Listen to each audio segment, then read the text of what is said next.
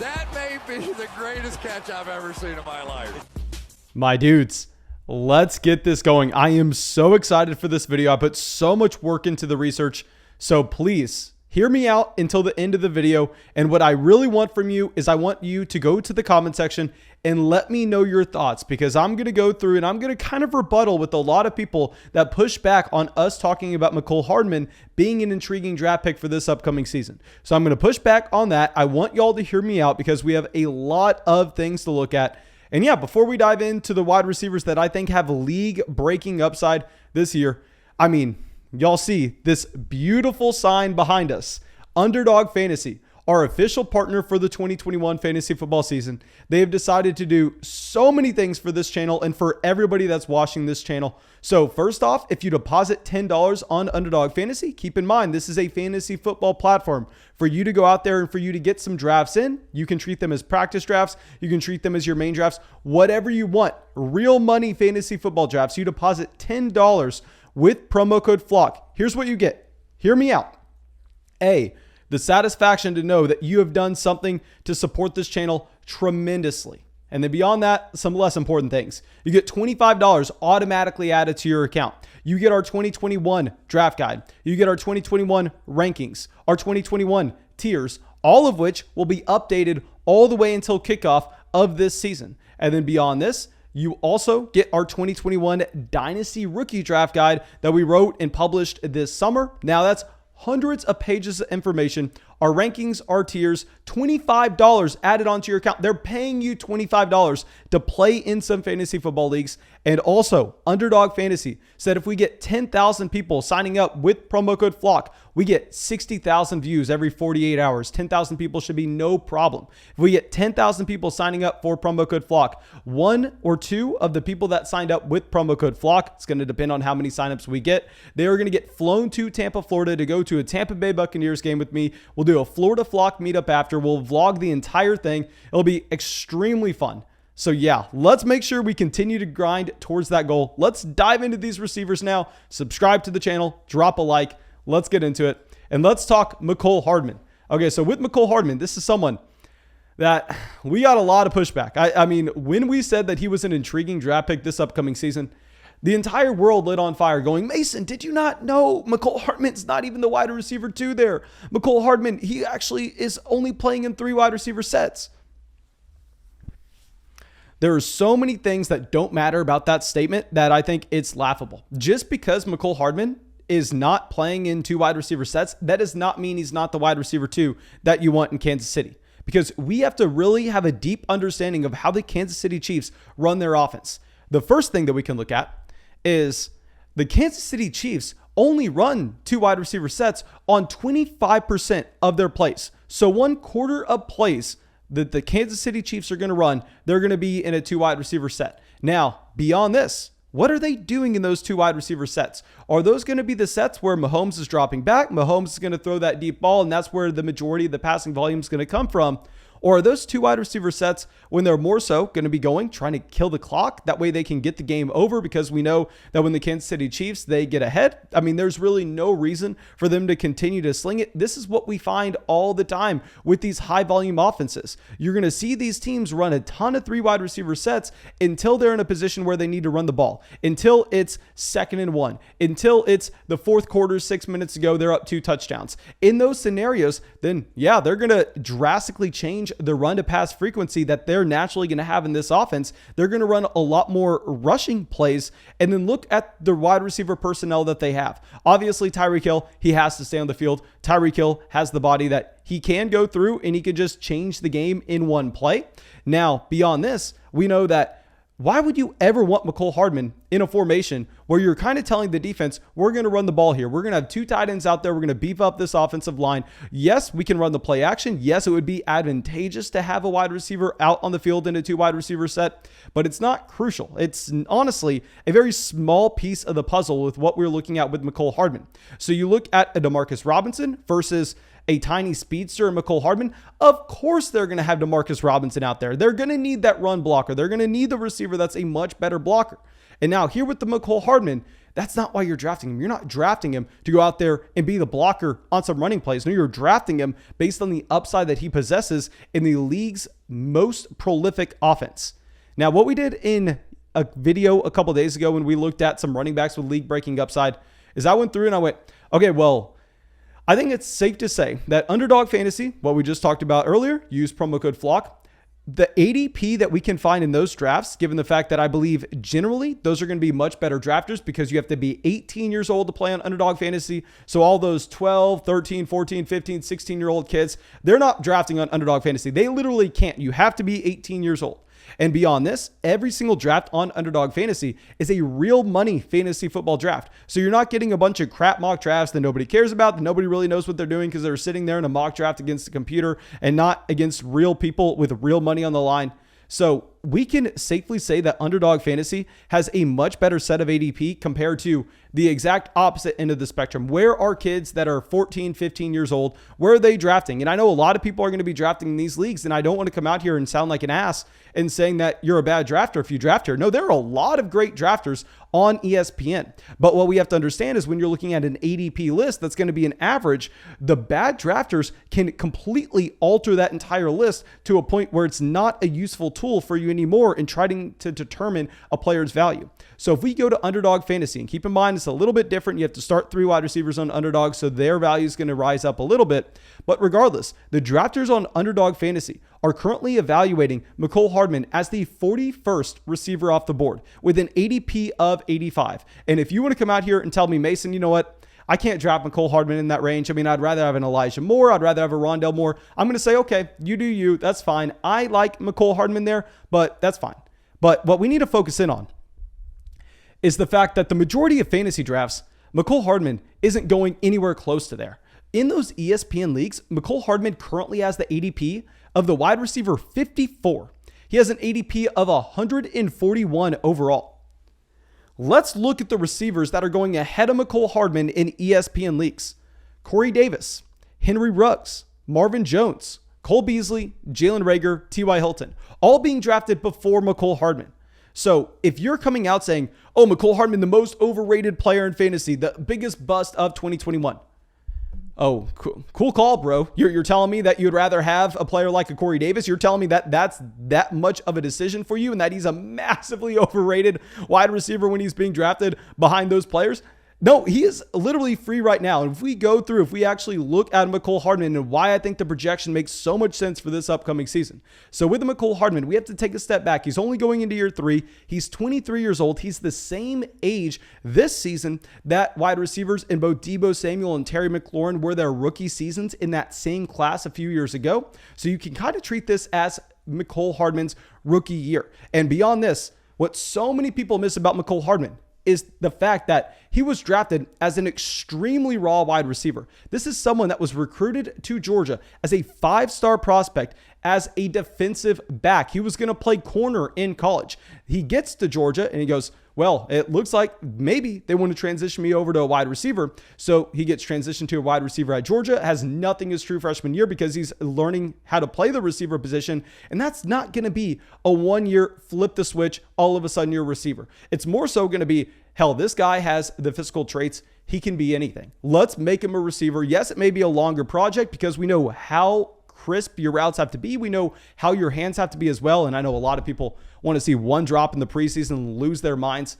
But anyway, with the Mecole Hardman, they make that transition. And while, yes, it's a spot where, I mean, he has not lived up to his expectations the first 2 years in his NFL career. At the same time, there should have been no expectations. It was a 21-year-old receiver that had been playing the receiver position for like 2 seasons. What were you expecting? Yes, it was a horrendous draft pick by the Kansas City Chiefs to take him over a DK Metcalf. Nobody is arguing against that. But to hold Mecole Hardman to a standard that he had to produce year 1, year 2 is not fair as you would do for another receiver. Say someone that's been playing receiver for the past 6 seasons and then they go through and they get to their rookie year at 22, 23 years old, of course the expectations for them are going to be significantly higher.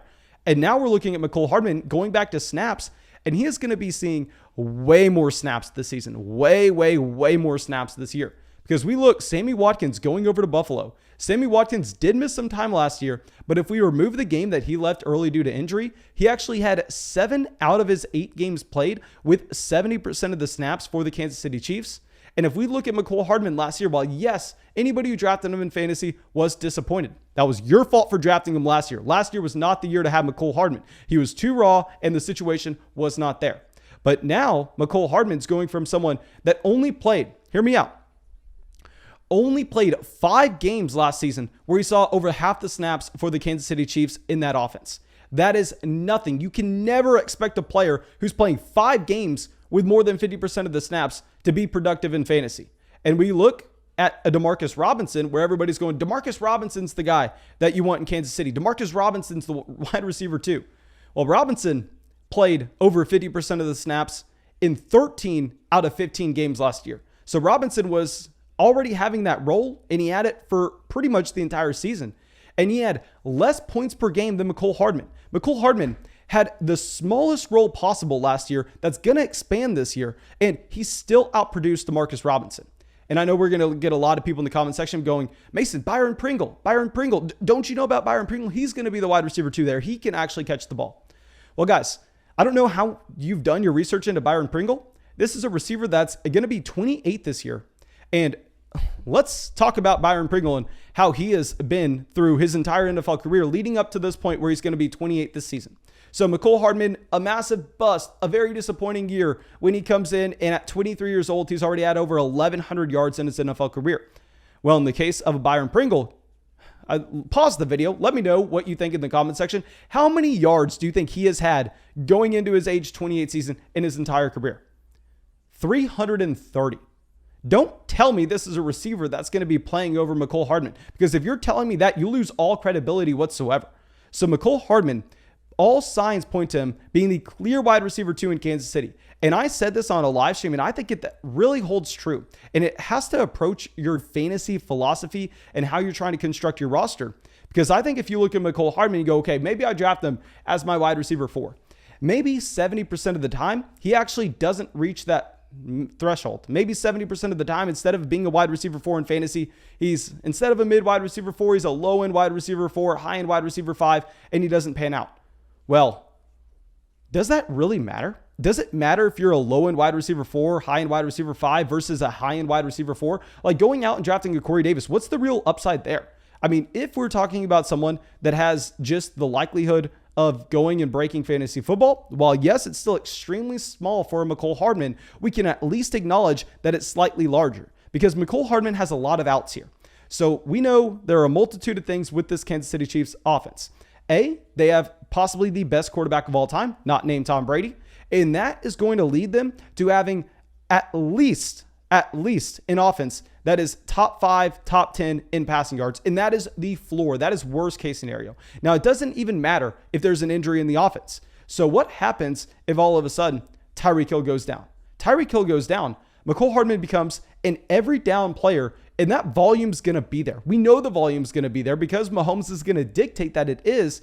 So Mecole Hardman, he has a couple outs, an injury to Kelsey, an injury to Hill, and then all of a sudden, this is someone that if you did not draft in fantasy football, you can't win your league. Good luck. He's very similar to Kareem Hunt. We said this in a video a couple days ago. And now with Kareem Hunt, well, yes, his role is maybe not exactly where he's being drafted. Maybe his role is a little bit smaller than where he's being drafted. So you can make the argument that he's being slightly overdrafted. But you have to look at fantasy football through the entire range of outcomes. You have to go, okay, well, yes, this is the likely outcome. This is a worst case. And this is best case. And how I play fantasy football is I look for best case scenario for someone that can win me my league, because only 1 out of 12 of you in your 12-man league is going to win it. Drafting Mecole Hardman gives you a chance to be that one guy. And now let's move on. I know this is essentially a Mecole Hardman video, but let's go to Antonio Brown real quick. And Antonio Brown, this is someone that is very similar to Mecole Hardman. I mean, the people on Underdog Fantasy, keep in mind, this is a platform where you draft 3 wide receivers, so wide receivers are a little more valuable, but they are evaluating Antonio Brown at a completely different level than the casual people on ESPN, where in ESPN, he's being drafted as the wide receiver 43 with an ADP of 111. So you're getting him in the 9th, 10th round, depending on how many people in your league. And on Underdog, he's being drafted as the wide receiver 34 at an ADP of 70. So you're having to take him in the 7th round. And I'll say, on Underdog Fantasy, I haven't drafted that much Antonio Brown. I want to be completely honest. But going through, if I was playing in a casual format, this is the exact receiver that we want to see. Because with an Antonio Brown, we have had season after season after season where he is the wide receiver 1 in fantasy. We saw that happen. We saw that upside. And while, of course, you cannot project that to happen at 33 years old with both Mike Evans, Chris Godwin on the roster, I actually really like Chris Godwin this upcoming year. Mike Evans is the guy I think is a little overrated here. But within Antonio Brown, I mean, last year we saw him come back from taking off a year and a half of football. And he actually averages, now keep in mind, this is including the playoffs. I really think that including the playoffs is going to be impactful here. Over half a touchdown a game, over 50 yards a game, and almost 7 targets. So those numbers kind of tell you that this is a receiver that was a low-end wide receiver 2 last year. And if he is currently being drafted on ESPN as a wide receiver 4, that makes no sense whatsoever. So I know you have the argument to be made. Well, Mason, he's 33 years old. You should expect him to get worse. But he's also just going into his second year back to football. I would think that the difference in him declining in age and possibly athleticism is going to be offset by the difference of him being in football shape longer for him actually continuing to go through those routes. Because I know you can say, well, he was keeping in shape, he was going through and he was keeping up with his workouts when he wasn't playing football. Was he really as dedicated as when he is in Tampa training with Tom Brady? I doubt it. I would say Antonio Brown probably going to be a better receiver here, and very similar to Mecole Hardman, where maybe you make the argument that on Underdog Fantasy, well, he could be getting overdrafted where he currently is for his projected role. But you have to look at fantasy football through the range of outcomes. We know that it's impossible to say exactly what's going to happen. We have to look at what's possible. So with an Antonio Brown, what happens if Mike Evans, what happens if Chris Godwin go down? Because we already saw with Tom Brady, when those receivers went down, the passing volume didn't necessarily change. So then Antonio Brown would be stepping up to possibly being the wide receiver 1, the wide receiver 2 on the offense. And then all of a sudden, he is a high-end wide receiver 2 in fantasy. So I'll say Antonio Brown, very similar to Mecole Hardman, someone that maybe you slightly overdraft, but if things break right, he's a league winner. And that's what we're trying to identify here. That is what we are trying to search for. And now our last player we are going to be talking about, I had a few more guys on this list, but I guess we'll talk about them in another video. We spent way too long on Mecole Hardman. It's going to be Cooper Kupp. And here with the Cooper Kupp, I have to be completely honest. So if you go through, if you look at my initial draft guide, when we went through, we published the initial set of rankings, I did a very poor job of ranking Cooper Kupp. Since then, if you check our updated rankings, which you get when you use promo code FLOCK on Underdog Fantasy, they'll be updated all the way up to the season. I will say with the Cooper Kupp, we had him way too low, way too low. And the problem was I was going through and I was looking at what he finished with last year and compared it to Robert Woods. And he was very disappointing. He was the wide receiver 30 on a points per game basis, but we didn't pay attention to what mattered. And I stressed this time and time again. So it's embarrassing that I got this wrong, and I have to come out here and I have to admit it. And this is why we have drastically changed our ranking on Cooper Kupp, where now we are above consensus on Cooper Kupp based on recognizing our mistake and going forward and just kind of correcting it. And here with Cooper Kupp, he is someone that the reason we underrated him while he was the wide receiver 30 last year is the touchdown efficiency took a dip down, which we know touchdown efficiency, that's going to be volatile. That's going to go up and down season to season. What you need to be chasing is the volume. And if you look at the volume that Cooper Kupp had last year, I mean, Cooper Kupp goes out there and he actually has over 8 targets a game, just like he did the year prior. Now, the touchdown volatility goes where he only scores 1 touchdown every 5 games, and that's simply not going to get it done from a fantasy football perspective. But we have already seen Cooper Kupp be very efficient with his touchdown usage before, where in 2018, he had 3 touchdowns every 4 games, and he had 0.62 touchdowns per game back in 2019. So he's someone that you don't necessarily want to say that he is not going to get the touchdowns, because we have seen it in his NFL career previously, and the volume was still there, where in 2019, he was a mid-wide receiver 1. So in 2019, being a mid-wide receiver 1 and now getting a massive quarterback upgrade to this offense. Nobody's going to sit here and try to say that Matthew Stafford isn't a massive quarterback over Jared Goff. I'd imagine that if I called up Jared Goff's mom right now and went, what do you think about the Rams this year? Do you think Stafford's going to be able to possibly get him to the playoffs?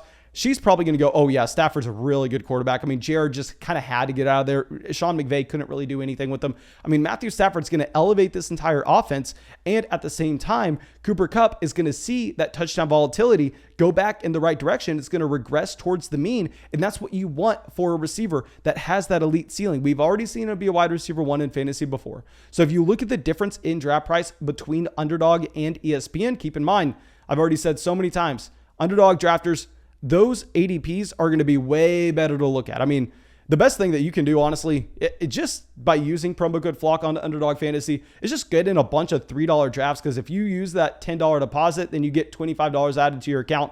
Go through and do 10 drafts that are just $3 drafts so you can get a real good understanding of where players should be valued, because when you go into your ESPN, Yahoo, whatever the hell league you go into, that ADP list is going to be so bad that if you have a good understanding of where those players should be going, you're going to crush. And with Underdog, they actually currently have him in ADP as the wide receiver 17. He's going at the very beginning of the 4th round, where on ESPN, he's the wide receiver 20. And his ADP is 58. So he's going at the 5-6 turn. He's someone that you can sometimes draft in the 6th round, which is ridiculous for a PPR format. Now, that's all we're going to have for this video. I have a few more guys that we're going to talk about, but we can save it for another. Guys, make sure you go down there, drop a like, leave a comment letting me know what you think about this. Let me know if you think I'm way off on a Mecole Hardman. But people are calling him a massively overrated bust. He's 23 years old, going into year 3, being drafted behind T.Y. Hilton, Jalen Reagor, Corey Davis. You're really going to try to tell me that people are way wrong? Even if you're wrong, who the hell cares? Is drafting Jalen Reagor any better for you? And yeah, that's all I got for you, my dudes. Have a great day, and I hope to see you in the live stream tonight. We have had the craziest amount of support over on Patreon. Thank you, Colby, Ryan, Spencer, Seb, It's Easy, David, Justin, Christian, Tyler, and Robert. Thank you.